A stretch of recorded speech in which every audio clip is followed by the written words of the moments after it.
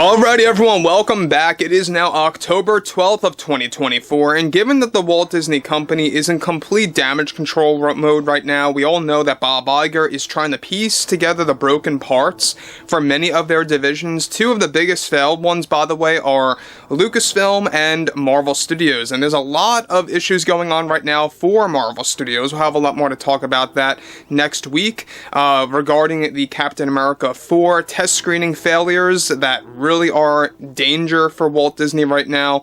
Bob Iger is in full-on panic mode, but even more so when it comes down to Lucasfilm and the Star Wars financial disaster. Let's jump into this, shall we?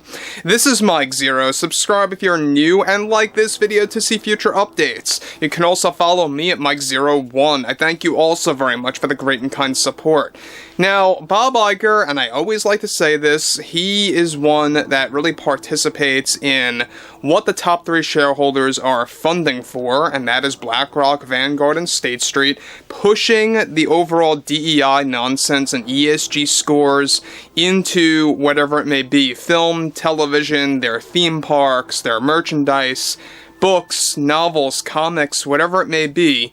They are pushing for all of that to go into the Walt Disney Company. Even some of their many different programs on ABC that has been an ongoing thing for years now. But what's interesting about all of this has a lot more to do with Iger going into damage control mode over the current status of Lucasfilm and the financials about all of that. Let's get into this. Now, what's interesting about Iger is that we know that Lucasfilm right now is their priority, and not in a good way, because they know it's so damaged to the point where they are desperately trying to really keep this thing afloat.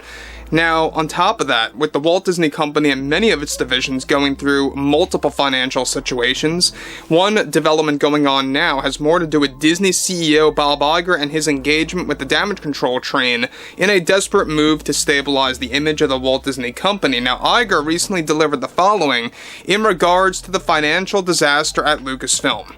As CEO, it is my position to display our transparency with our customers and shareholders on where we stand on the future of one of our most valued divisions, Lucasfilm. Our goal here at the company remains to prioritize diversity, equity, and inclusion, and how we can utilize that to gravitate toward a wider audience than we have ever achieved before. This is not to be confused with any kind of false narratives that are going around out there about our motive at this company, nor is this any kind of an agenda.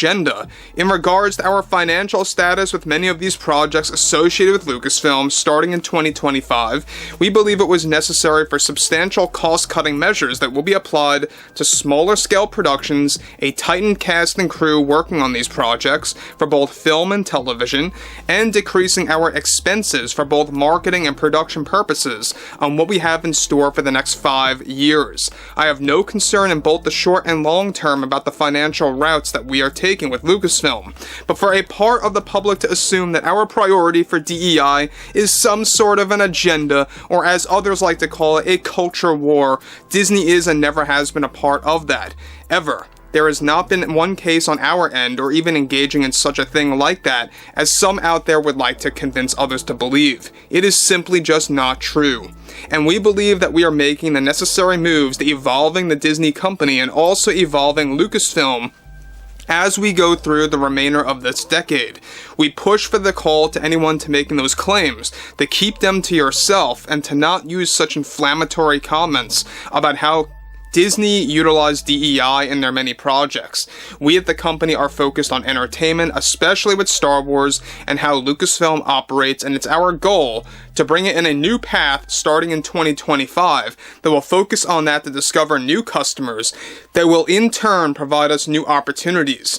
Now guys, let me just stop here. Now, what Bob Iger is repeating all the time, and really going on like a parrot at this point, is DEI is not an agenda, but it is an agenda. I mean, this is what he keeps on saying. You know, I think it's come down to a point where he just flat out thinks people can't think for themselves and they can't read in between the lines at all, or they can't figure things out on their own.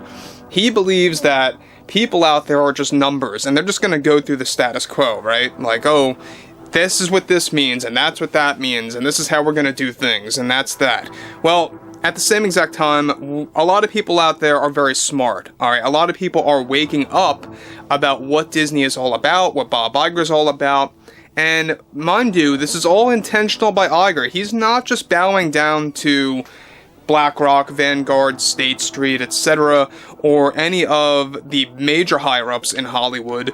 We're talking about some of the major producers out there, some of the major executives, but Bob Iger fully believes in DEI. I mean, he's been on record talking about this time and time again. This is why he always likes to lie about how Disney does not engage in a culture war and all that nonsense, but the financial situation for Lucasfilm right now, we talked about this last week, and this is basically him alluding to that and trying to do damage control, is that they really are in a lot of trouble right now after the Acolyte got canceled and after the ratings disaster for that series. They overfunded that project, $300 million as it turns out, for the Acolyte series, and plus you gotta throw in marketing expenses in there.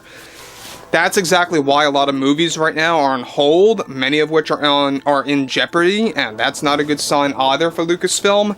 And here you have Bob Iger talking about cost-cutting measures, tightening a number of cast and crew members working on these projects in the future, and to top things all off, focusing on smaller scale productions. So he goes on to conclude, this will allow us to take different routes, he says, on certain projects that we find are in demand at Lucasfilm.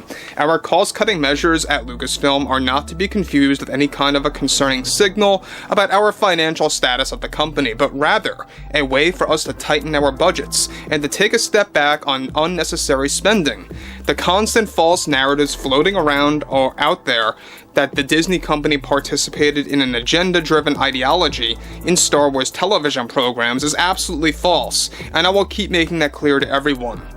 So he obviously has a very big problem with people calling out all of these different ideologies coming from the Disney company because he knows it's true. He knows that they're being caught red-handed about what they're doing. And what they've been doing, mind you, for the past 5, 6, heck, maybe even 7 years at this point, technically speaking.